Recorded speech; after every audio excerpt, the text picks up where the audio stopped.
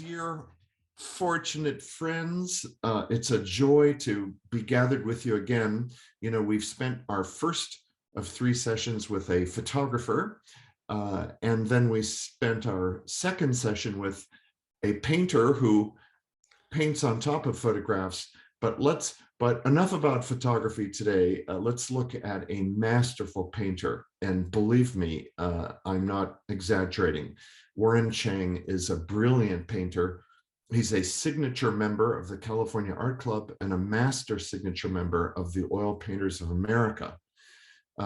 Warren earned his, well, he studied at UC Santa Cruz and then went to the Art Center, College of Design in Pasadena, and got his BFA with honors, graduating around 1981. That school is a notorious taskmaster curriculum. So there's no wonder that Warren came out being a masterful painter. I could go on and on about Warren, but I'll just touch briefly on some things to watch for as we look through his incredible years of painting. Warren was born in Monterey, so he knows the area that he depicts in his paintings very well. And his paintings are very realistic. I'm not sure he would approve of the word documentary, but he does depict, I think, the truth that's going on in our county and on the West Coast and in America at this time.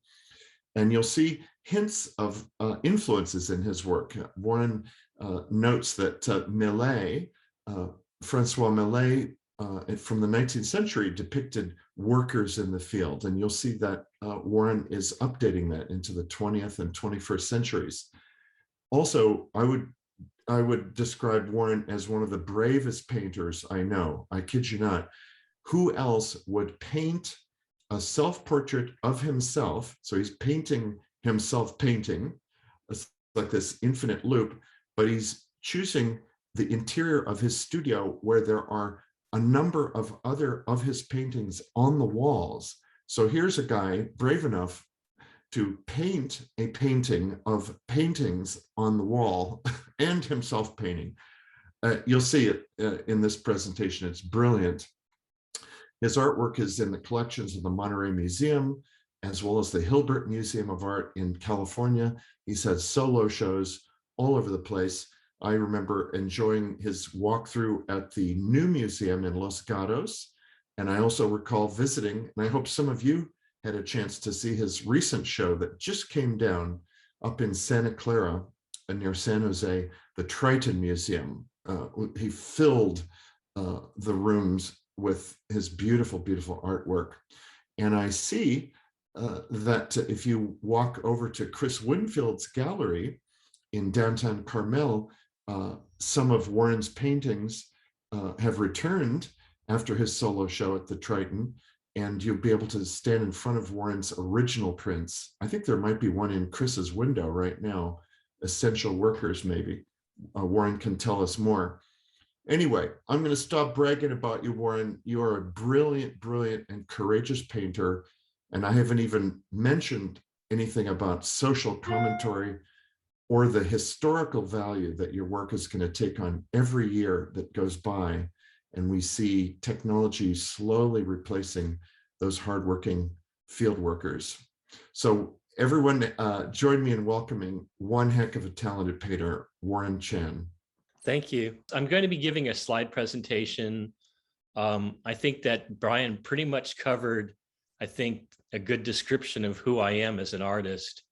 I'm well known for painting 2 subjects. One is the field workers of Monterey County, and the secondary would be more intimate, I don't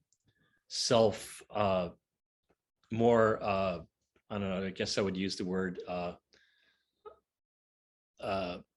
introverted paintings of myself, depicting myself and my family within this interior of my studio or my classroom or my home.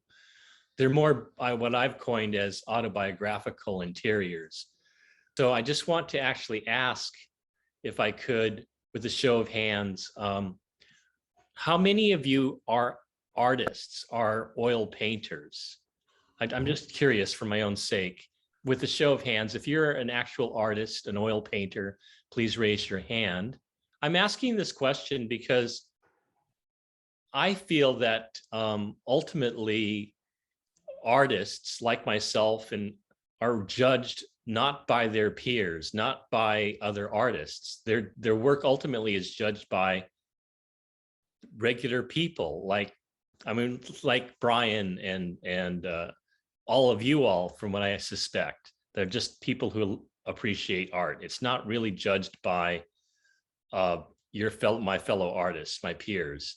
And I think that's an important point to point out to other artists, that I think sometimes artists are so sort of isolated, and they sort of paint for their fellow artists because we went to art school and we're always thinking about how other artists feel about the art. But ultimately, I don't think we will be judged by other artists. We're being judged by regular people. And what I've found is regular people, how they've responded to my art is that they relate to it in the idea that they see these paintings that remind them of the old masters. They look at the paintings and they think, oh, yeah, this reminds me of the paintings of the past.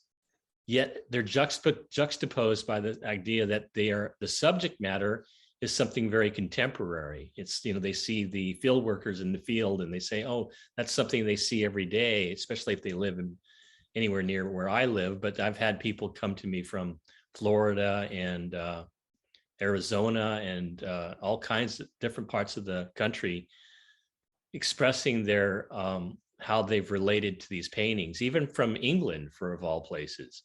So I just wanted to say that to preface the presentation, that that's what I think people have, what I've noted, what I've discovered, people have reacted to my work. They see paintings that remind them of old masters' paintings, but then a subject matter that seems very familiar to them. I think that seems to be the appeal to a lot of people looking at the paintings. I think that's something that artists should take a note of, because it's not really other artists who will ultimately judge your art. It's going to be people who are not artists, regular people, who will be the ones to judge your work in terms of the standing in art history. So that is why I begin the slide presentation with the painting by Rembrandt, because I feel like he is probably, one of the ultimate of all of the old masters. The old masters' paintings are, to me, they can't be, they're pretty much a safe bet, because there's no argument about their validity in art history any longer. They're pretty much established that this is, valid and important art. Well, I think if I were to look at contemporary artists and rely on contemporary art as a learning tool, the staying power of it is in question. I mean, something that's popular today, in 50 years, may completely disappear. So anyways, so my influences have been the old masters such as Rembrandt, and we move on. Diego Velázquez, this is a detail from Las Bonitas. And then my own painting. This was a painting I did about, I would say 20 years, more than 20 years ago, my first self-portrait at the age, I think maybe, I'm guessing 43, 42. It was done from a mirror in a couple of evening sessions. And I start with this painting because this was really pivotal in my career as a fine artist. That started maybe I started as an illustrator for 20 years. And then I transitioned into a career in fine art, and this was the beginning of it. And this the biggest problem I had was, as a commercial artist, I didn't know as a fine artist, I didn't know what to paint. Because in commercial art, you're always told what the subject matter you're going to paint. So to have the freedom to paint whatever you want was quite daunting. And so this was a way of discovering it. I did a painting of myself as a younger man at least. And it was basically a springboard for the paintings I do now, because it made me, I needed to paint pictures that were basically the truth. And this was, how could I be any less truthful than to paint a self-portrait of myself? So this was something that really was pivotal, and you can see that's historical precedent in the paintings of the past. And here's a more recent one done, also painted from a mirror. This was probably about 10 years ago. So I'm closer to my own age here in this picture, although maybe even still younger. And it was done from a mirror in about 6 or 7 sessions. I would paint in the evening and then take a picture of it in the morning and then continue it in the evening. I have a step-by-step process on this painting. I'm not sure if I included it in the presentation for those interested in actual oil painting. This is a painting, another old painting by, I'm influenced a lot by older paintings, obviously. No, this was done by Eastman Johnson. I don't know how many are familiar with this 19th century American painter. He was actually one of the founders of the Metropolitan Museum of Art. He was well known for doing a lot of genre paintings of the period of the 19th century, but I think he was really brave in taking on the subject of African-American subjects, which in those days, in the 19th century, would be slaves. So how amazing that he recorded this period. So this particular painting called the Young Sweep, I used as inspiration for this painting of mine, which I did at the Academy of Art while I was teaching. I set up a local student was modeling for the class, and I dressed her up in a hoodie and jeans, and I set up the lighting similar to the Young Sweep. But when I was looking at a student painting her from the side, I was very inspired, and I managed to talk him into trading places.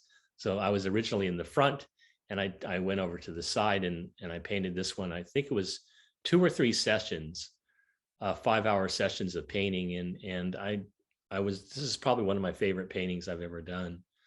And I don't know, it just sort of painted itself, had sort of, I don't know, I guess a magical quality to it. And it's again, one of my favorites. Warren, I'm sorry, in my description of some of your accomplishments, I neglected to point out that you've been a teacher, university teacher for many, many years. And to me, those are the luckiest students I can think of, to have you as a painting teacher. Oh, thank you.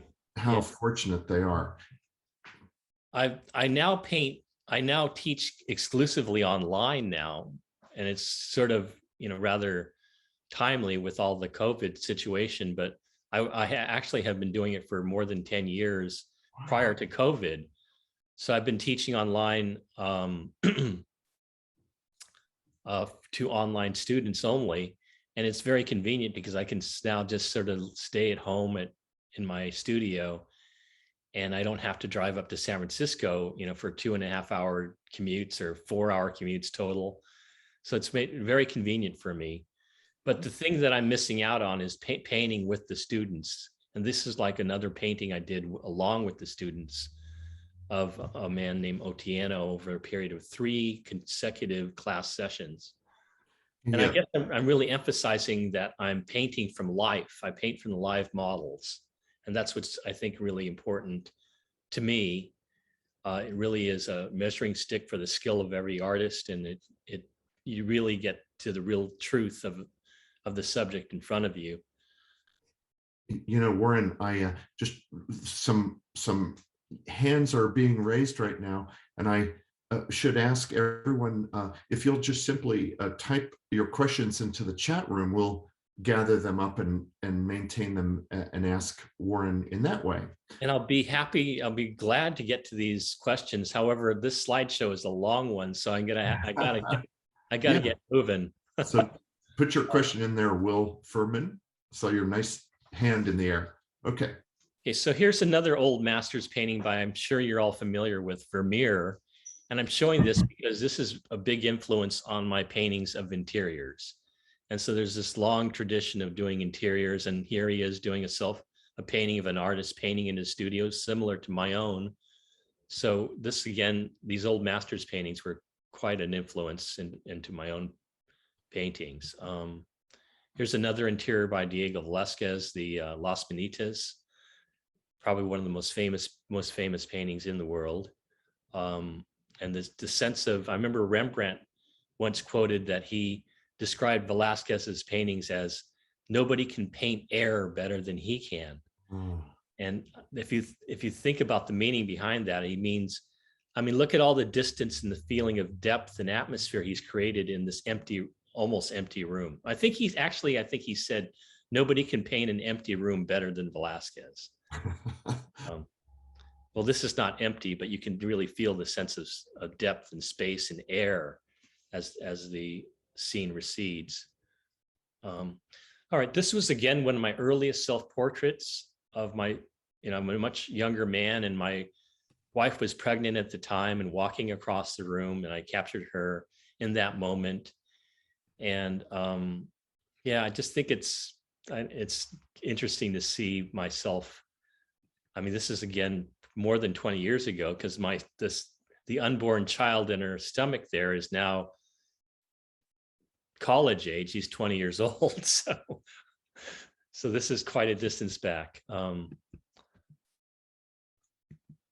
again, a more older self-portrait where I look astonishingly young. So I'm basically following in the footsteps of Rembrandt and capturing myself every year or two.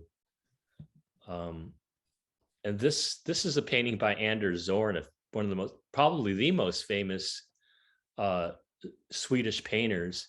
And I used this composition to paint my own here, this is at the Academy of Art when I was teaching in person.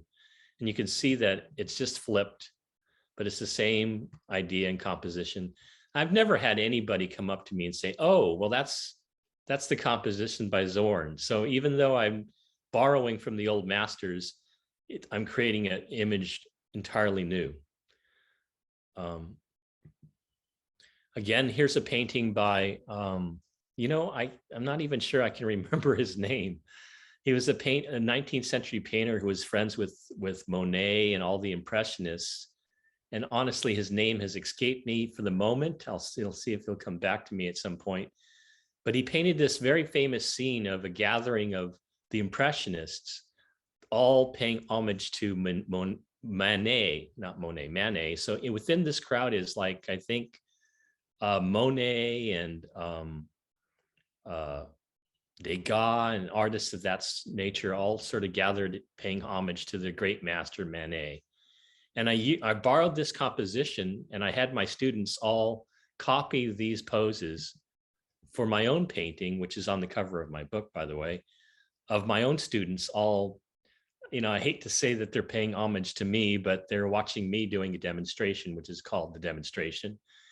And I have many of these students have gone on to be accomplished in their own rights, particularly this woman here, which I'm pointing with my arrow. Her name is Hope Rayleigh, and she is now the director of the Fine Art Department at the Laguna School of Art in Laguna in Southern California. So that's quite remarkable. This artist is John Wentz, and I think he's now represented by the Arcadia Gallery in New York City. And then I know that this fellow was also a teacher teaching at the academy, and this woman moved to Germany. I had them conversing over here on the right, and that was entirely intentional, because I felt at the time that this man, although he's gone on to be an accomplished artist on his own right, he was never paying attention to my class. So I kind of depicted him purposely, not really having a conversation and not engaged with my demonstration. Hey, Warren, what would the scale of these be?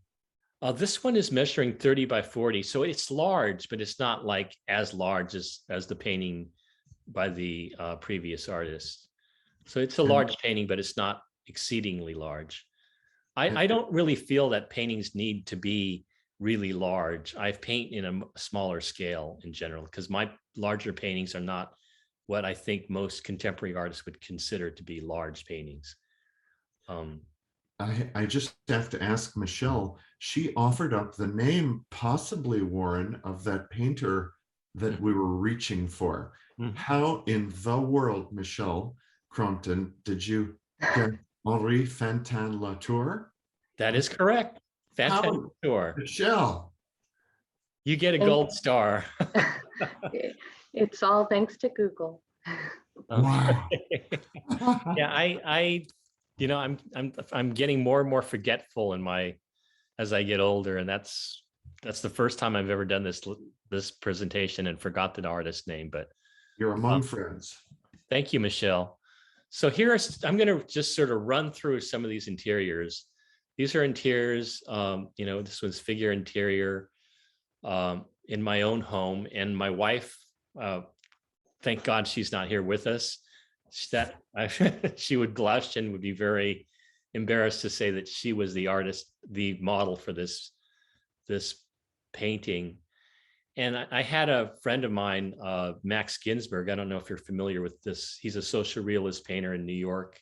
He's somebody I studied with in the 1990s. And he remarked that these paintings I did are very truthful in regard that, I don't paint idealized figures. It's not like this woman is painted as if she's a fashion model. You can see some middle-aged fat, and it's just painted as she is, not as some an idealized way, which is what I'm looking for, is to paint the truth.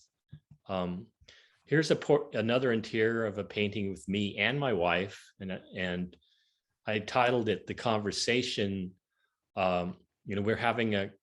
She's engaged in conversation with me while I'm painting a picture, which happens to be the very painting we're sitting within. Brian had mentioned, me painting self-portraits of myself and other paintings in the background, and this certainly is one of them. So I wanted to create a little bit of tension, because I don't think that my engagement with my wife is always perfectly harmonious. Sometimes she's my harshest critic, and she gives me the most honest critiques, at times, sometimes brutal. And I think that I tried to create a little bit of tension between her and I in terms of our conversation about my painting.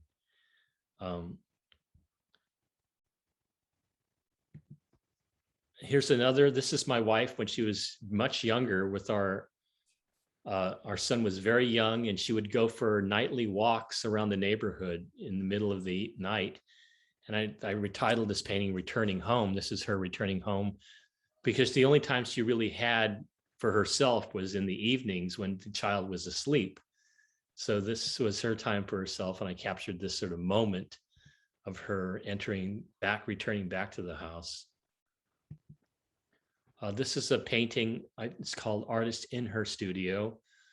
It's a painting of one of my students at the academy, a graduate student, and I came to her studio, and I took a picture, and I was able to capture her.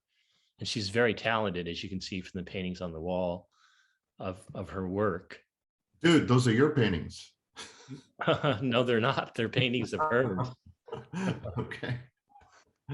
I want you to paint my artwork sometime, okay? Yeah. And here in this fellow artist fellow teacher, a colleague named Xiaoming Wu. It's not me. A lot of times people think I'm painting myself in my studio, but this is not me. This is a painting of a colleague named Xiaoming Wu. Some of you may be familiar with him. He's very well known for doing paintings of beautiful women, particularly nudes. And so actually, I captured him teaching this class with a male nude. So I had to change the model to a female nude, because I thought that was more appropriate. And in doing so, I realized I had the work cut out to me to go to every single painting on the easels depicted and change them into a female nude rather than the male nude. So that was the challenge. I really liked the juxtaposition of natural light coming from the windows and the fluorescent lights contrasting with this very chiaroscuro warm light upon the model.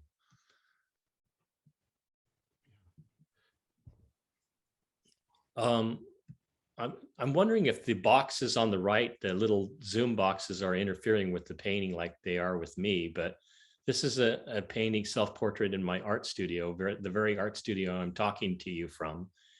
And my son was maybe 8 years old, in the studio next to me. He's now 20. So it's called Father and Son. So this is probably one of the most popular paintings I've done. Yeah, that's beautiful, Warren. So it's very telling about the artist's life. When people go to your solo shows, they think that there's nothing else in your life except beautiful painting time, and no bills to pay, no family. So this is wonderful, as you said, autobiography.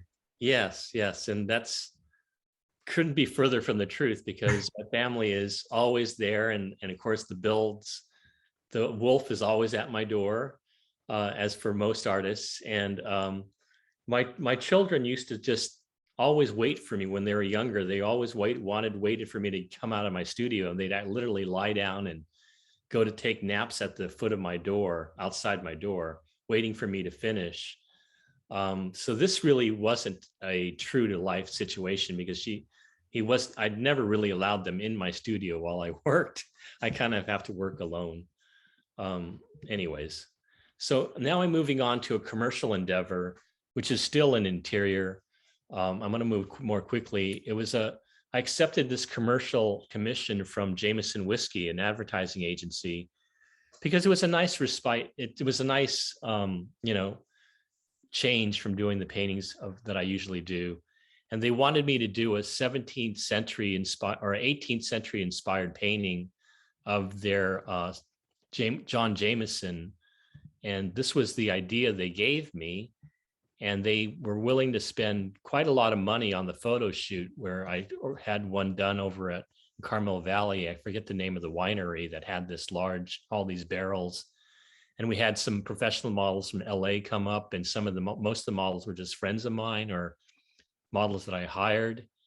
And I was able to do from this photo shoot, that's only one of hundreds that were done. And you can see me there on the left. And then I did a sketch, which I presented to the client, and they did numerous revisions were asked. And I did this on a mat board, and was able to, like with an electric eraser, erase part of the drawing and redraw it, because they were asking me to take more and more clothes off the lone woman model and have her to reveal more and more of herself. And then I had to also remove hats, move them to another character. And it was just really very, very trying experience with all the changes that they were asking. I did a color study. These are like the rough color studies, just to give me an idea of the feeling of the painting. I was wise enough not to present this to the client, because if I did, then they'd be like, oh no, we want that person's shirt to be red, and we don't want that the color to be so dark. And I didn't want to give them that opportunity to have any input. So I did not present this to the client. And fear not, Warren, we are seeing all of your beautiful artworks. I know that you see yourself overlapping them. You could try dragging your little rectangle over to the right, but even if that doesn't work, we see. Yeah. Great, very nice. Thanks for the advice. Sure. It's a little less obtrusive. And a little less alizarin crimson too on that one cheek too. Yeah. So little tip, This is the final drawing I do for almost every painting, and which is it's a drawing done in raw umber, all in sort of a umber brown. And this is what I presented to the client. And once they saw this, then they were like, okay, yeah, it's on the right track. You're a brave man. At one point in the painting, my family went away on a vacation to leave me alone, and I had to paint this. And the deadline was I had 22 days to paint the picture. So I was painting day and night. And at one point they called me up and they said, we really want to see the progress on the painting. And as if there are other artists here, they would probably commiserate that. Who wants to show their painting in progress? It's a very uncomfortable thing to do, but I did. So I had this professionally photographed, and it was nice that I did, because now I have this sort of in progress stage. You can see the painting half finished and half unfinished. You know, a lot of the drawing still there, and a lot of it in raw umber. And so this is the painting in progress, because they demanded that they see it right away. Wow. Um, That is so painful to show a work in progress. yeah. It's So just they're vulnerable. this is the final finished painting, Wow. and this is how it was used in the advertisement, which was used on billboards and standees, and it was shown in the subways in New York City, which, you know, millions of commuters were able to see. Here's an example in New York City, Wow. although they cropped this particular one. I know that they even put it on the subway stations as well. Wow. And here's an example in San Francisco. They put it in these sort of behind these newsstands, standees. So it was really fun to see it, you know, mass produced and shown throughout the entire nation like this. So even with all the pain, was kind of worth it. Pain meaning the experience of all the changes and going through working with the advertising agency to get this done. Oh. As they say, Warren, the Mona Lisa was not painted by committee. Was it painful to have input from mere mortals kind of redirecting your? Well, it certainly was. I mean, because I mean, you said, I don't know whether you got that quote from Steinbeck himself, but Steinbeck once expressed that, you know, anything of worth is not created by a committee; it's created by the individual. And a lot of, I mean, he felt like the group, so to speak, can improve on an idea, they can expand on it, but they can't create it, they can't invent it. It's the individual all by themselves that creates something of real worth. And I agree with that. You know, he was a writer, I'm an artist, but his writings and philosophy are quite amazing. And I don't know whether you got that idea from him, but it's very apropos. I think we're around the midway point here. This is obviously we've gone beyond the interiors now, and here's one of my examples of outdoor paintings. This is a painting titled Flower Girl. It depicts a young woman selling flowers on the side of the highway. This is, if any of you are local, this shows this is the entrance to Holman Highway leading to Chomp. So it might be familiar to you. Now there's a roundabout there, so this scene this was now done and gone, because of the roundabout, there's no more, this scene does not exist any longer. The woman that was not modeling, the woman that was posing here would refuse to let me photograph her. You know, a lot of the field workers and immigrants, they really feel opposed to having their picture taken. So I did take a picture of her as she walked away from me, and I was able to note, you know, her age and her dress, and I recreated the scene by hiring a model and having her dress similarly. So that's how I was able to create this painting, and a lot of my paintings are created in the same fashion, by recreating the scene that I saw. Here's another painting I did.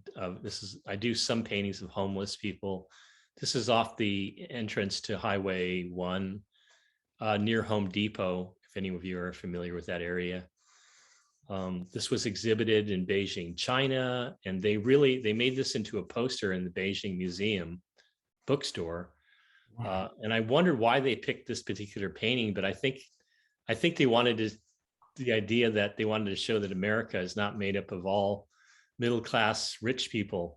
You know, maybe, I don't know, but because they really kind of latched onto this painting. This is another homeless scene of a painting of a homeless man near Pacific Grove, California, Michelle, at the Bagel Bakery, I think it was, outside the Bagel Bakery. He was very reluctant to pose for some pictures, but I gave him a few dollars, and he was convinced to do it. Yeah. This is the cover of your beautiful Triton catalog too. Yeah, for the social realism exhibit. A lot of people have remarked that they feel like the painting reminds them of something that was painted 100 years ago, but then they look at the Coke cup and they suddenly are drawn back into the 21st century. I think that's one of the many strengths of your work, Warren. You began with Rembrandt, and we can see Rembrandt in this man's face. Thanks. We see your classical training, and yet just when we think we we think we know the right century, we see the Coke cup, and it's like this time warp. We're zooming. Yeah, I've had people remark on that on several of my paintings, not just this one. I once the director of the Triton Museum, well, he was former director, Drew Rivera, he was reviewing my work probably 12 years ago. And one of the things he remarked was, he said, you mentioned your influences are Rembrandt and Velasquez and, different artists of that nature that we're all familiar with. He says so many artists he talked to tell him who their influences are, but he can't recognize it. He says, you look at my work, and he's mentioned Velasquez and Rembrandt. He goes, and you can see it. So I guess most artists, he felt, of the artists' works he's reviewed, they say their influences, but he can't recognize it. But he can see it so easily in my own work. Anyways, so these are details. Wow. And I show these details so you can see the textural quality of the paintings. The heavy impasto. I really feel like you need to see these paintings in person, because if you see them digitally, they're really flattened out, and you really don't get the real feel of what these paintings actually look like. I mean, there's a lot of texture and buildup of paint, and there's a contrast of thin and thick that you can't experience when you see them digitally. That's why I'm showing some of these details so that you can kind of see the textures. So Chris Winfield has some of yours, I believe. Of course. Yeah. Well, let's go over there. Yeah, right. That's the place to go to see them in person, and at the Chris Winfield Gallery, as well as the Hawk Gallery in Pacific Grove. Winfield has a little bit more larger selection, which reminds me, most of these paintings, this painting here, I had at a show at Winfield's, at a solo show at Winfield's on about 5 or 6 years ago. It was a painting on contemporary field workers, but at the time I was distracted by painting this picture of a homeless man on the beach writing a letter. I actually witnessed this while I was walking our new dog, which you see there depicted on the bottom right. And I took a picture of it, and I came home, and I was just amazed at this picture of this homeless man writing a letter along the beach. It just felt like, oh my God, what is going on in his mind? I just had to paint this picture. And I spent several months painting it, distracted from my solo exhibition that was coming up. And I was thinking, what am I doing? I'm committing artistic suicide by painting this picture of this homeless man writing a letter on the beach, when I should be painting my fieldworker paintings. Because who in the right mind I just couldn't imagine anyone's going to purchase this painting of a homeless man on the beach. And then I recreated it, because it wasn't really a painting. And I asked a very well-known model in Santa Cruz named Crow, who some of you might be vaguely familiar with. And he came down here to Monterey, and I brought him back to the beach, and I photographed him as the homeless man writing this letter. And surprisingly, it sold the very opening night. So, this painting I thought nobody would ever buy was immediately snatched up. So it turned out to be good for me. I'm surprised that anyone would buy this painting of a black homeless man writing a letter along the beach, but somebody did. And here's a painting, again, going back to the 16th century, of Bruegel, who painted scenes of peasants in the 16th century. And so that this sort of shows how far back this subject has historical precedent. And of course, the most well-known peasant painter would be Francois Millet, from the 19th century France. And here's a painting. Many of his paintings are like iconic in terms of their how well known they are. This is the Angelus. And here's another called the Gleaners. I'm sure many of you are familiar with the Gleaners. And then this is by Jules Breton, another 19th century painter who painted a more idealized version of peasants of the France than Millet's. Millet's are much more honest and brutally honest in depictions of the peasants, because he grew up as a peasant. And then his Breton's were much more heroic looking. Here's a painting by Winslow Homer, American 19th century Winslow Homer, of the cotton field workers. And again, I go back to Eastman Johnson, who painted this painting called the Cranberry Harvest from the 19th century. So there's a really quite a historical precedent of this subject being painted prior to me painting it. This one's probably the most recently in the 20th century, Thomas Hart Benton. And then this was probably one of my earliest fieldworker paintings, which is really reminiscent of the Gleaners. Warren, you are making such a powerful point. If I were a curator, of the Met, or MoMA or SF MoMA, this is an exhibition waiting to happen. And Well, with your art. That is fantastic. If only you were the director of the Met, because I'm still waiting to be discovered. I can't seem to get my name out further than Monterey, the borders of Monterey County. I mean, I've been able to reach Santa Clara and Los Gatos, but I'm inching my way to the Bay Area. I don't know. It's just, I don't know quite how to get it out there, but I just keep painting the pictures and hopefully the right people will see them. You're doing the right thing. You're doing what you should do. So again, here's another painting of field workers, a little more recent. I'm trying to look at the date. I think it's 2018 of artichoke harvest. And in more recent times, because of, I guess I would say, notoriety, I'm able to get permission from the growers to go on site. And thus I'm able to get a little bit more intimate pictures of the field workers at work.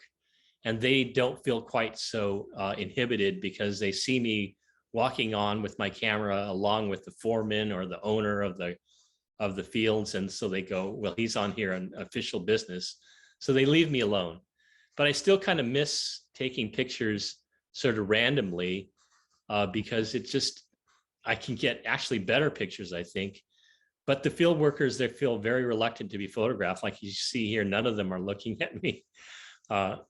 This one's titled Bus Stop, and a lot of people have remarked on the fact that there's housing in the back, because there's a lot of controversy about the pesticides being too close to housing developments. Yeah. So that's what brings up, what a lot of people bring up when they see this painting. Wow. This one I just took, and I changed it into an evening scene it's called End of Day, near the borders of Watsonville, I think, or along between Moss Landing and Watsonville.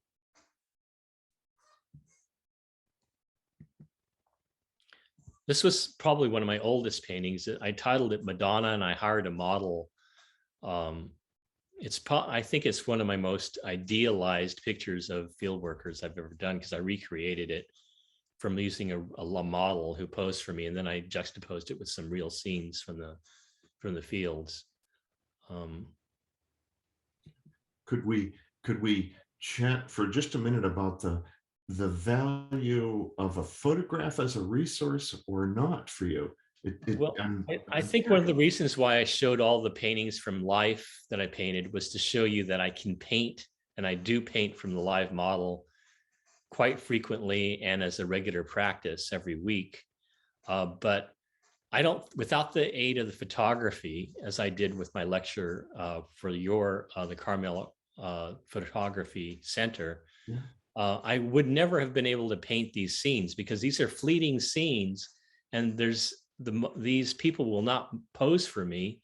So I have to sort of capture it when I can.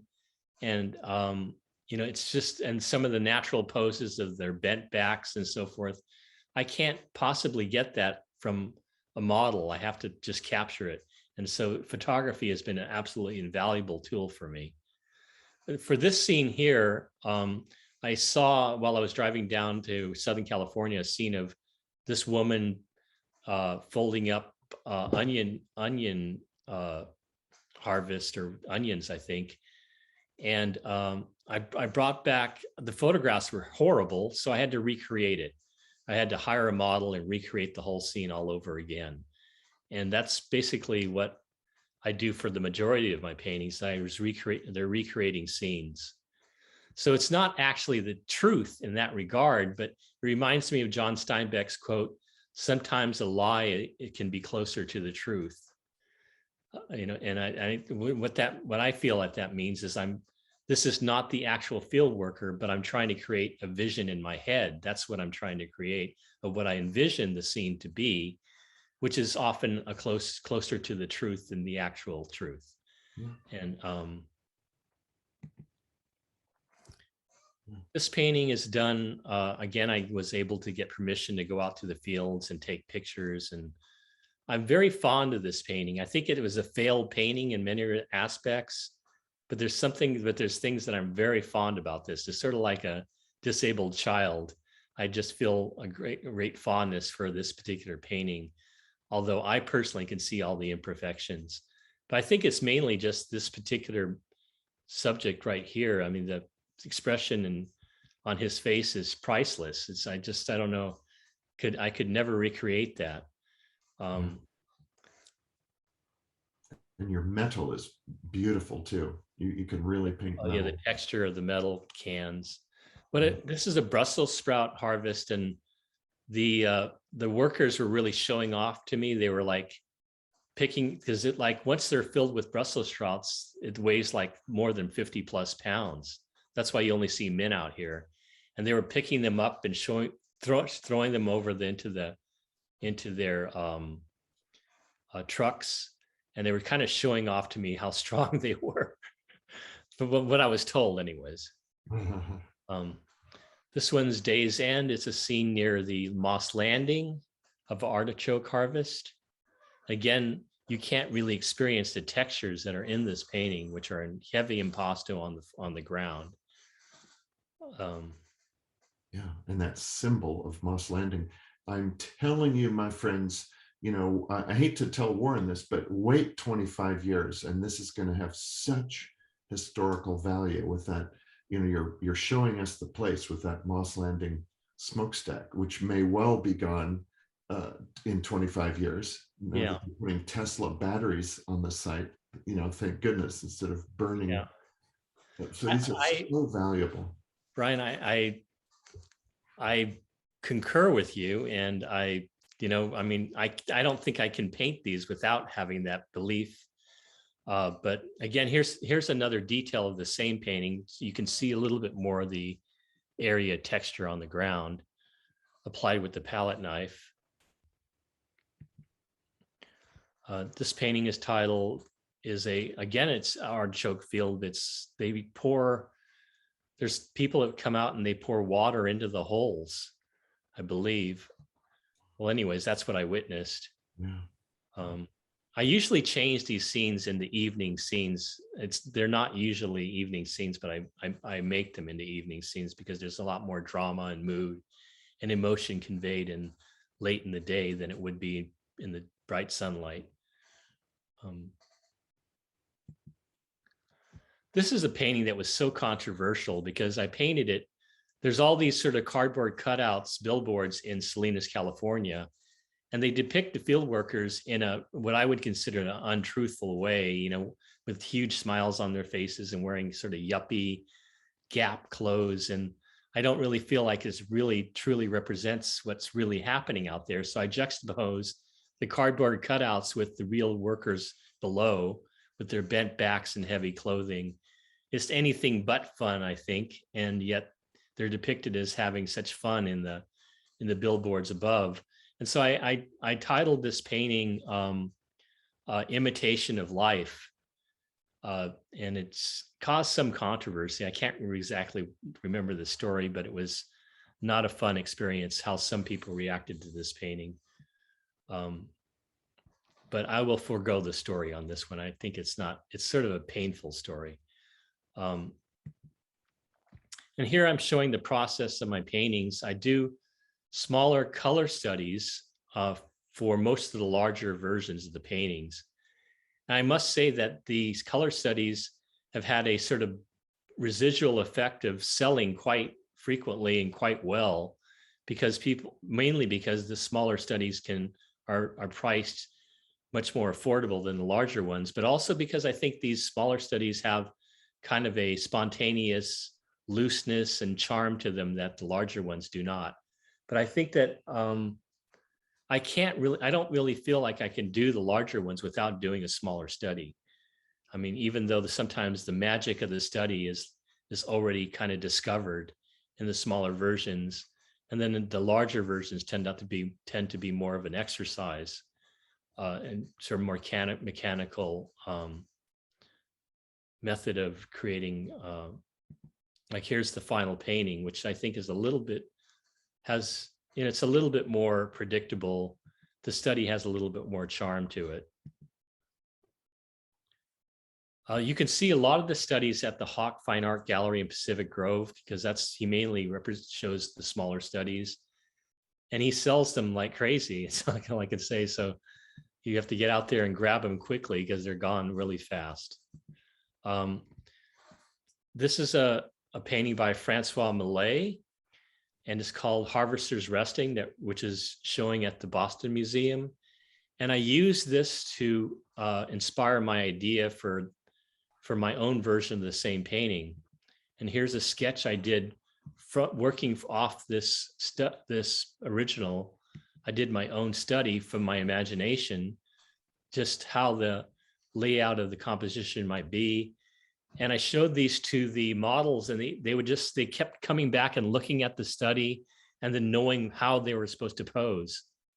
And so here you see the models that I set up on the above posing. Some of these are students in hoodies. So it's just a recreation of a scene. Some of them are actual models, but others are students of mine, all posing for this painting. And you can see the final painting below. And this is the final sketch that I developed for the painting. And here's the color study. And from the color study, I did the final painting here, Old Harvester's Resting. So it has, it was a long process, and there's so many steps to get to this final stage. Yes. Sometimes taking months, sometimes as long as 6 months to paint a picture. Would you tell us a little bit about your painting technique? I've once heard you tell us in a lecture that you work left to right. Do you kind of finish a painting? Yeah, because I'm right-handed, I paint. Well, first of all, I'll describe that when I get to another stage, because I'm not able to show the steps here. So just wait until that happens. But they're all pretty much done with the same in the same progression with the same technique. So I was driving along back from Los Angeles, and I was with my family, and I saw this woman.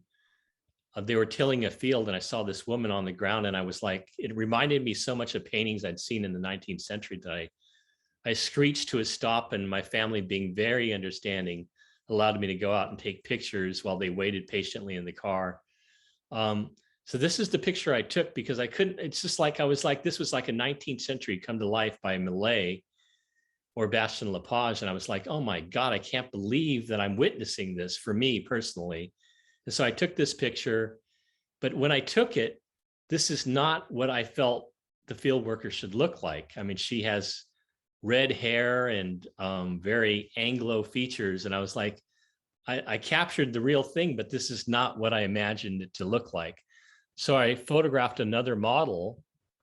Oh, this is a painting by Bastien Lepage in the 19th century. It's at the Musée d'Orsay, but you can see where I was really thrilled to see this woman standing like this when I can recall these older paintings. And this is a color study for the final painting I did. And this is the final painting where I hired a model to pose because this is not what I envisioned the model to look like. So I hired a woman and dressed her up in a hoodie and put my wife's hat on her. And that's my backpack on the left. This is probably my favorite painting I've done, fieldworker painting I've ever done. And then here you can see the photographic references I used and the painting on the original final painting on the bottom. But here again, you see I changed the model and I used my own model, but in my mind, I was getting closer to I was getting a deeper truth in doing my painting than what was actually out there. You know, in my limited palette of colors, I think captures a flavor that the Kodak color photograph does not reveal. Warren, that's eloquently put. Let me read to you a question that Thomas Cushman submitted, and he's the director of Gallery Mar in Carmel, which also has fantastic paintings. I welcome people to visit Gallery Mar. This is beautiful. This is a great question, a very challenging question that every artist we have to ask ourselves. I'm wondering how Mr. Chang thinks of himself in terms of documentarian versus an artist. Does he feel pressure to first be honest and accurate, since his paintings will serve as records of this time and place going forward? Or does he feel the need to create excellent artwork first, even if it is idealized? Well, I think I mentioned earlier that I don't idealize because that's one of the things, my teacher in painting, if you might want to Google him, his name, Max Ginsberg. He's a social realist in New York City, and his ideas really resonated with me when I first when I was learning to paint. I mean, more so than the technique of painting, his ideas really resonated with me. And part of those ideas was always to paint truth, always to be truthful. And, you know, of course, he painted social realist paintings of New York City. And I've come to Monterey and I'm painting social realist scenes of Monterey County.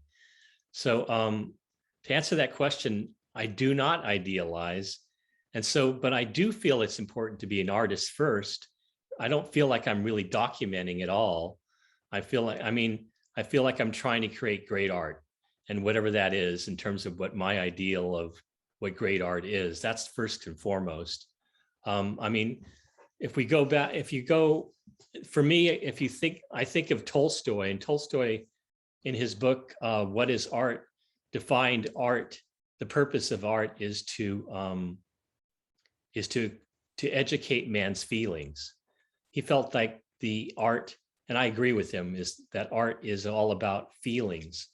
And so in that regard, that's what I'm trying to really convey, is feelings in the paintings. And I think that more than that's first and foremost that comes about the idea.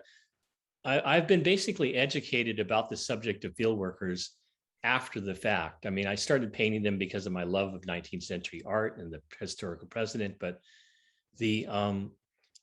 I've learned because of what people have informed me about the subject. You know, the field workers themselves came to my exhibit at the Monterey Museum, and they told me their stories, and they expressed to me how much my paintings feel exactly the way it feels to be out there. And they told me a lot of challenging stories, like they didn't have bathrooms in the beginning. They worked with short-handled hose, which exposed them to pesticides like within inches. And now you see the long-handled hose that have happened. And so all of this information I've been much more informed after the fact, and I know more and more about the subject as I'm painting it. But originally, all I was trying to do was create art.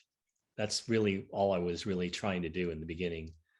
And I must express that I was not always greeted. Hasn't always been a happy ending. I mean, a lot of people, the first gallery I showed at in San Francisco, I was showing them, they wanted only my interior paintings. And when I had brought in my first fieldworker paintings, I was so excited and happy, and I brought it into the gallery to show them. And the gallery owner hated them. I mean, with prejudice, absolutely hated them.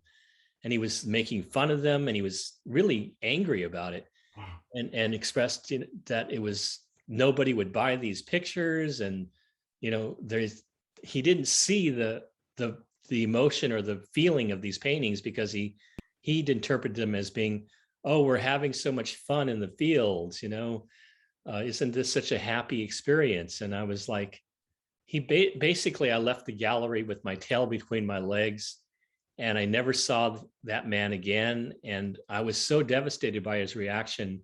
Artists are incredibly sensitive people. And I was so devastated that I didn't paint for 6 months. Wow.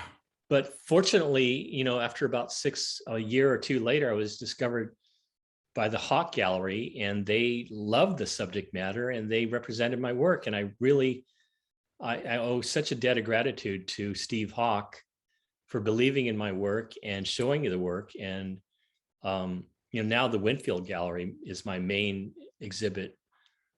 exhibition space, but Steve Hawk really believed in me when nobody else would. And, so it hasn't been always positive feedback from reaction to my paintings. I've had other negative reactions, even at the Winfield Gallery, where people would say, how dare this gallery show this work? And in Carmel Gallery, they were outraged that they would depict these lowly peasants, field workers, in the beautiful Carmel setting. Oh, yeah. Well, don't spoil. Shocking as that is, that's what I've experienced. Don't spoil our happy day with reality. Really, Warren, thank you so much. That was a tough question. You gave a beautifully eloquent answer. And my takeaway is each of us artists in our own media, whether it's music, painting, photography, let us aspire to paint our truth, paint the truth. And you may change a face, from a person who was sitting there into a more representation or typical or honest representation of what was there. Yeah, I harken back to Steinbeck's words, because I feel like Steinbeck's writings, which are fiction, are actually bring us closer to the truth of our humanity than, nonfiction books. So I remember coming to my father and telling him, because my father always would say, nonfiction is so much more interesting than fiction. He would always read, books on history and so forth. And I came to him saying, nonfiction books, there's actually more truth in nonfiction than there is in historical books. And it was just something I observed. And I think Steinbeck, for one, is always running off at the mouth and going off on his philosophical rants. And they're just so profound. And he's yet so much more closer to the truth of humanity than any history book would. And anyways, that's my take on it. And so I'm trying to follow in those same footsteps in terms of how my art is perceived and how it's expressed. Anyways, let's move on before we run out of time, and then we'll take on whatever questions. Here's another study for onion harvest, a painting I did. I was driving along Hollister with my family, and I saw these field workers working in the field on harvesting onions. And I was just completely taken by the imagery of it. I'd never seen anything like that before. And so I didn't have my camera with me. So I used my wife's iPad. And unfortunately, the quality of the pictures were absolutely horrible. So what I had to do is I used pictures from former other photographs I had taken above, like the one on the bottom, the middle is actually they're harvesting carrots. And I hired a model to pose on the left, top left. And I used those models for the foreground figures of the onion harvest picture. And to construct the picture, I usually try to create a painting that has a sense of depth of a foreground a middle ground and a background. That's usually the way I work, is to have create a middle ground, a foreground, a middle ground, and a background. You create that sense of those layers of depth. So I was able to do that with this, create a painting by using other source materials. This is the final painting in close-up. And it was purchased by the Hilbert Museum in Orange, California. It's at the Chapman University for their permanent collection. Beautiful. It's the second time my paintings have been purchased by museums. I'm always surprised, because I always thought that you had to give away your paintings, which most artists need to do. I would be happy to give my paintings to the museums, but to have them purchased is even better, right? Because I could, anyways. And here's the painting. This has got a funny story behind it, because it's called "Give Us Our Daily Bread" is what I titled it. I was called by John Bargetto of Regan Vineyards in Watsonville, and he wanted me to do a painting for his next wine bottle, or wine, his wine, the wine that he produces. And he wanted a label, and he wanted me to use as models all the workers that work on his vineyard. And he said, you can come out here and photograph all my workers, and do this painting in trade. I'll use it on my bottle of wine. And I didn't get paid for it. And I said yes, because what an opportunity to go out to a vineyard and have all these workers pose for me. I had them at my beck and call. So I was able to arrange them the way I wanted to. And I threw my dog in there at the bottom. He's always my good luck charm. And, I was able to create this painting, which I always wanted to paint, which is a scene I entitled "Give Us Our Daily Bread." He initially wanted me to paint them having a great old time, with laughing and smiling to show the joy of the people. But I was like, no, that's not what I want to paint. So I didn't pay any attention to his direction and painted what I wanted to paint. And anyways, so I was really happy to do the painting, and he ended up using it on a bottle of wine. And he didn't want to buy the painting, but it did eventually sell. Winfield eventually did sell it. So here's the process. Here's a sketchbook where I came up with an idea for my painting. As Brian had mentioned, the process of my painting, and this will illustrate it very clearly. The idea first came from a sketch that I did out of my imagination, out of my sketchbook. And I had this idea of doing a scene of myself in my studio, surrounded by my family and friends. It's basically my support group, the people closest to me. And I drew this all out of my imagination. I imagined my father coming through the doors of my studio, and my publisher standing, observing. So you can see the names of all the people I plan to place into this scene. But what I had to do is I had to then bring this is all fictional. This has never existed. This never happened, where all these people are at my studio visiting me. So I had to bring them all in individually, sometimes in groups. So I brought my father in, and he posed for me. I brought my publisher in, he posed for me. This was my assistant, Derek, and he posed for me. And I had my wife and sons pose for me, and my neighbors posed for me. And so this was all my support group, all kind of in this fictional scene of them lending their advice for my painting. And this is the photographs I took. I didn't actually do this in Photoshop. My youngest son is a computer whiz, and he was able to sort of mock this up for me. This was after the painting was finished. So I didn't even compose this with the aid of Photoshop, like it seems to suggest here. But I just wanted to, I showed this so you could see the process. And then I did this sketch, so I could sort of organize the composition. And I don't know, there was a student of mine who said she would attend this lecture. Her name is Caroline. Is she here, Caroline? Can anybody? Hi, Warren. Caroline. Yeah. Oh, you are here. Caroline, Hi. I can't see you, but I wanted Oh. to talk to you because this painting here, I also included Max Ginsberg in the reflection of the mirror because Caroline is studying under Max in New York right now. And I included him in a reflection, but I asked him, I sent him a letter, an email asking him to send me a picture of himself, and he never did. So as a result, he's not in the final painting, but you can see I included him here in the sketch.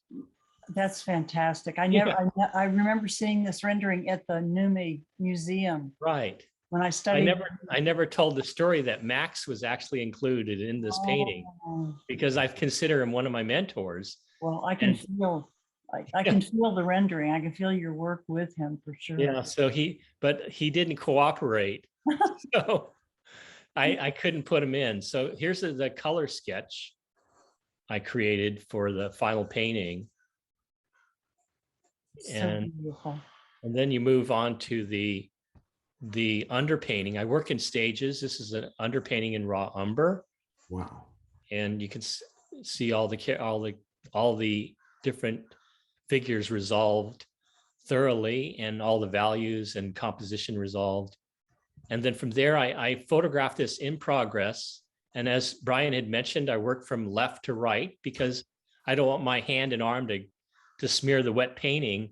So I first finished from the left. I also, when it's an outdoor painting, I work from back to forward. So I work from the back, I paint the backgrounds first and then work my way toward the foreground. So I work from left to right and back to forward. Wow.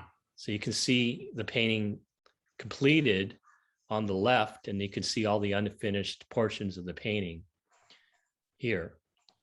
And then this is the finished painting, which was exhibited at NUMU. You're right, Caroline. Yeah.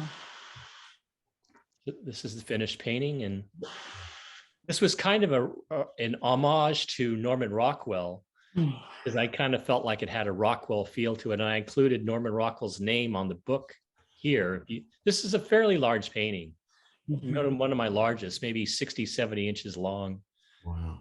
And so you can see the book here that says Norman Rockwell. Mm-hmm. So this pretty much illustrates the whole process of my painting from beginning to end. Now you're working in oils. Yes. And when in your landscapes, you work background to foreground. Does that mean you have to wait a few days for the background paint to dry before you can? No, I don't really. I mean, the painting takes many, many days, so it does dry in different passages. But I don't want it to dry necessarily because I prefer working wet into wet when I can. So it's a very laborious and long process, of painting. These paintings sometimes take as long as 6 months, as I mentioned, and that doesn't include the thinking. I mean, the idea process may take years. I mean, I have an idea and it takes me years before I actually comes to fruition. So to me, I'm happiest when I have an idea in my head. If I have an idea and I know what my next project's going to be, I feel really happy. But if I have no ideas in my head, I feel really empty. So like right now, you're catching me at a point where I just completed one of my major paintings, and I kind of I'm working on a commission right now that's keep occupying my time, and I don't know what my next painting is going to be, and that's a very scary stage in my life to be in because I have to come up with an idea, and I might take months to develop it. So I'm hoping an idea will come into my head soon. Here's a painting here's a painting. I can't remember the artist's name. Maybe Michelle can help me out here. Is that Cezanne? That's right, Cezanne. Oh. Thank you. So this painting by Cezanne is called Cards, I think. And I think it's sold for like the highest price realized the highest, most expensive painting in history, or something like that, or very close to it. Until Leonardo came along, with his $450 million. Yeah, well, the thing is these paintings by Rembrandt and Leonardo, they never come up for sale, right? They're probably priceless, but it's never going to come up for sale. So this one did come up for sale, and it Yes. realized an auction price of multi-million dollars of, and I Over thought, 200 million. yeah, maybe you could figure it, you go Google it, Michelle. But I was really intrigued by that. And I thought, hey, I can do that. And my ego kind of got the better of me. And I thought, hey, I can do this painting. I can do a version of this painting. So that's what inspired me to do. And also, this was another favorite of mine by Norman Rockwell, which is his circus painting. I think it's brilliant. I mean, it's just so amazing. And so these two paintings inspired me to do my own version. And so I came up with the idea of doing some drifters and homeless people at Custom Plaza in near Fisherman's Wharf, which is the oldest building in Monterey County. And if you've been there before, you've seen a lot of drifters and homeless people hanging out there. And I took this sketch that I drew out of my head and I brought it over to these homeless people and I showed it to them and told them what I wanted to do. And they all happily cooperated with me and posed for me for this painting. And I did this sketch, and I ended up doing the final sketch here of these homeless drifters all posing for me. They were really fun. They were, when they knew I was an artist and they posed for me, and I gave them all $20 and they were like so happy, and they offered me a smoke. And I was like, I was looking at the pipe and I was thinking, I was so touched that they were offering me this smoke. I mean, I don't know what the hell it was. It was probably something really scary, but I was so touched that they were offering me this, because I knew it came from the heart, and they were like, really, really accepting me into their brood. Anyways, but I came home with the pictures and I realized it would not make a painting. So I ended up recreating the whole scene again and hiring friends of mine. So this guy here is named Michael Houston. He's a fairly well-known fellow character. He's the publisher of a homeless newspaper in Salinas, and he was some part of the board of directors on the Arts Council and so forth. So he posed for this man here, and my older brother Jimmy, who's also well-known in Monterey as a photographer, he very graciously posed as this homeless character in the center. I wanted to have an Asian man posing in this picture because I wanted to create a flavor of Mac and the Boys from Steinbeck. Yes. And that's what I was really inspired by, kind of creating a contemporary Mac and the Boys. And so I created this scene, and then here's the color study. And then here's the underpainting, all realized. My assistant posed for this man here, and my neighbor posed, David McCornack, who works for the Natural History Museum, posed here. And then these three were the actual people that were actually homeless and drifters out actually on the scene, including the dog. And I just had a happy accident of capturing this man playing the guitar in the background, which I really loved.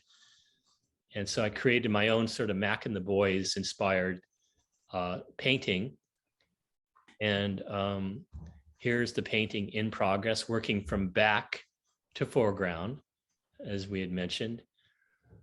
And the final painting here. I recall this with a gasp in your Triton show. That was a beautiful painting, and the dog too is incredible. Thank you. Yeah, it was exhibited at the Triton, and I hate to say this, but that was probably the last time it'll ever be exhibited in public, because I kind of had a falling out with the patron who bought the painting, and he vowed he would never lend this painting out again. Oh, so it kind of, ouch, but it means that you're seeing that painting was perhaps the last time. That's what happens to a lot of paintings. They go to private collection and they just disappear. They're never seen in public. It's kind of a tragedy. It's very difficult to get the patrons, the collectors, to lend these paintings for public venues, even though it would help the painting's provenance, and it would only increase the value of the paintings, but collectors are very reluctant to lend them out. Okay, so here, now the paintings I'm showing you now are my more recent paintings. it seems really odd to reveal this, but I had a heart attack about 3 years ago, and it was slow going in recovery. And as a result, afterwards, I was really only painted small pictures because it was just too much. Painting is a very physical act, and it really was just too much for me to paint those larger paintings anymore. But I'm happy to announce that I painted a large painting recently, my first one. I can't believe I did it. So I was working on smaller pictures, and this is one of the ones I did for a exhibit at the Bakersfield Museum, a nocturne. Beautiful. Yeah, called By the River. So I was just painting smaller pictures. Another smaller one called Flower Stand. This was also at the Triton Museum. This is at the Winfield Gallery right now. And Essential Workers. So this one's a fairly large. So yeah, this one was inspired during the time of the lockdown, and I recreated this scene. I hired models to pose, except for the background figures. I taught models to pose, and that's my Prius V that they're sitting on. So I put in little Alfred Hitchcock kind of autobiographical props in the background, which always kind of give me a little chuckle. And so that one. So this is also recent, and this is fairly large too. So maybe I'm shortchanging myself. I did some fairly large paintings. This one's fairly large, and what would the scale be on this? Good Or question. if we go to Chris's gallery, we'll see it. That's right. It's like maybe 35 inches tall. Yeah. I can't remember. They're always odd sizes. And this is a painting I did recently. I was really inspired during the lockdown, and I want to tell the story behind this painting because it didn't get the best reactions. I painted, there were artists in the 1960s, specifically Bert Silverman, Harvey Dinnerstein, both old New York artists, as well as Norman Rockwell, who painted probably the most famous 1960s civil rights movement painting of, the world we all live in, which was a painting of Ruby Bridges, walking, being escorted by marshals and being pelleted by, tomatoes and whatnot.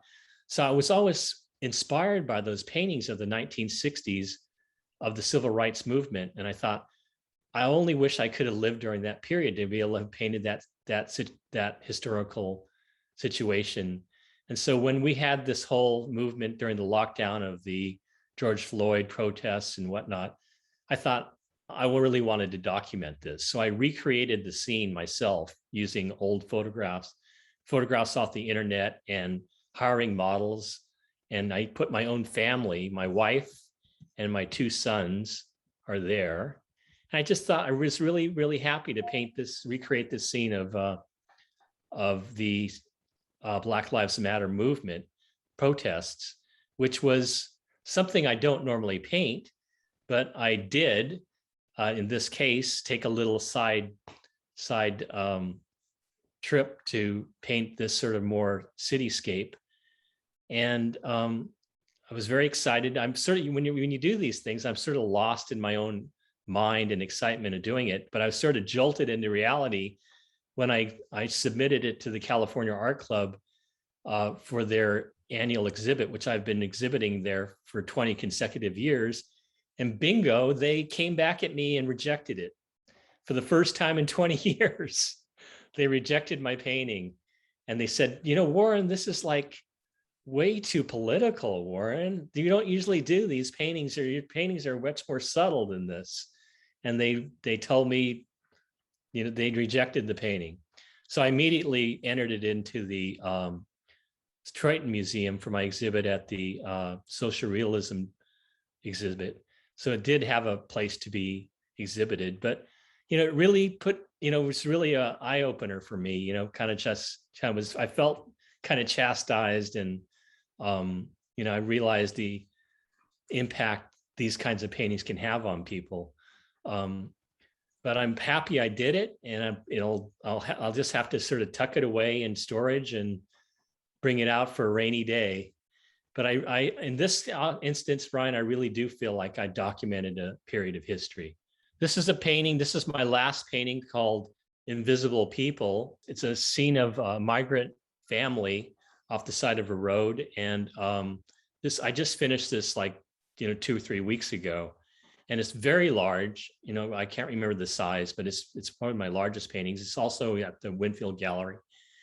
And so this is my latest, greatest painting. And it was inspired by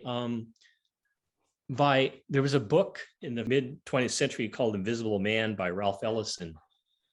And it was, I wanted to do my version of that, which is, in this case, it's invisible people, because often the migrant workers are referred to as invisible people. And so that's my latest painting I've done.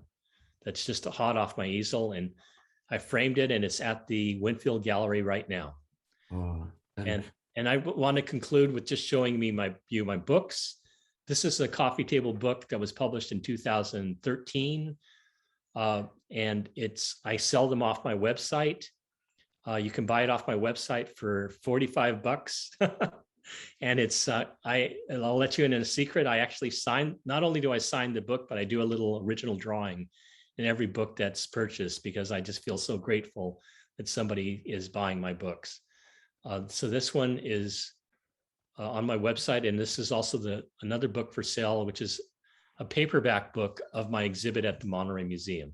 Well, I want to represent any other people with your last questions. So many things to talk about. You're a masterful painter, and fear is a real topic in art. For me, especially if I approached painting, but you seem fearless, and you're also, when I call you courageous, I mean, your heroes are Rembrandt and Vermeer and Velasquez. You are crazy, Warren. That's so brave to pick those, like the world's greatest painters in history, practically.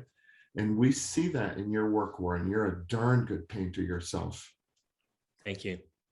You're a professor. What advice would you give us? Why can't I paint like you, Professor? Okay. I would like to share something, a couple of thoughts with you. There's a couple of things I think that I would like to, ideas I'd like to share. And that's with, and especially since most of you here, I suspect, are not artists, is that I think that art, the purpose of art when you're creating it should be, it shouldn't be for money. I think there are too many artists that the reason for painting is they want to sell. And I can't tell you how many artists I know who the only thing I can converse with them about is all they want to talk about is whether or not how well you're selling. And that, to me, is the least most important thing about creating art. Wow. Initially, I appreciate your saying brave, because initially when I started painting 20 years ago, I had segued into teaching, and the purpose of my painting these pictures was not to sell. Selling is just a byproduct of creating art. It's not the purpose of creating art. You intimated your true motives when you were telling us about that African-American man on the beach, the homeless man writing a letter. And you said, I'm painting this, I have a solo show coming up, and I'm sure nobody's going to buy this. And yet you kept painting it. You're an artist who makes art, who its sales and profit are not the foremost motivation in your mind. And that's right. so... And the other idea just came to me while you were talking. So thank you for expressing those thoughts. But I wanted to also share with other artists that I think artists, we all get lost in our technique. Most artists I know, all they're really concerned with is technique, is how well it's painted, the craftsmanship, and how well, their technique is. And I think that they lose sight of the purpose of art, in that technique is a means to an end. It's not an end in itself. And for me, I don't think I'm the most technical master in painting at all. I really don't. I think I'm pretty standard in my painting techniques. and my methods. And if anything makes my work unique, it's really in my ideas and the subjects I paint. But I do want to share that I think a lot of artists get too caught up in technique. That's all they seem to be concerned with, is the technique of painting, when really that's just one tool for the purpose of painting, which is to create art. It's the technique is just simply a tool, a means to an end, not an end in itself. That's very inspiring, my friend. My favorite quote in art was by the writer Henry Miller, who took up painting late in life and also didn't care whether he sold his watercolors or not, but I just love it. It's a good note to end on. Paint as you like and die happy.